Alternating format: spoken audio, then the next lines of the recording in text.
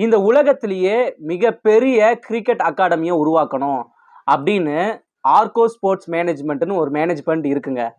அவங்க எம்எஸ் தோனி இருக்காருல்ல, அவரு நம்ம இந்தியாவுக்கு டெஸ்ட் மேட்ச்ல வேர்ல்டு கப் வாங்கி கொடுக்குறாரு, 20 மேட்ச்ல வேர்ல்டு கப் வாங்கி கொடுக்குறாரு, 50 ஓவர்ல வேர்ல்டு கப் வாங்கி கொடுக்குறாரு, நிறைய ஐபிஎல் டிராஃபியை ஜெயிச்சு கொடுக்குறாரு. இதை பார்த்த ஆர்கோ ஸ்போர்ட்ஸ் மேனேஜ்மெண்ட் என்ன பண்றாங்கன்னா, தோனி, நாங்க இந்த உலகத்திலேயே மிகப்பெரிய கிரிக்கெட் அகாடமியை உருவாக்குறதா இருக்கோம். நீங்க என்ன பண்றீங்கன்னா, நாங்க உருவாக்க போற இந்த ஸ்போர்ட்ஸ் மேனேஜ்மெண்ட்டுக்கு நீங்க ஓனருக்கு கீழே அடுத்த பதவியில சிஇஓவா இருக்கிறீங்களா? உங்களுக்கு இருக்க ஆசையா அப்படின்னு தோனியை பார்த்து கேட்கும் பொழுது, தோனி அதுக்கு என்ன சொல்றாருன்னா, நான் இருக்கேன், ஆனா அதுக்கு சில ஒப்பந்தங்கள் இருக்கு, சில ரூல்ஸ் அண்ட் ரெகுலேஷன் இருக்கு. அதுக்கு நீங்க ஓகே சொன்னீங்கன்னா ஒரு டாக்குமெண்ட்ஸ்ல அந்த ரூல்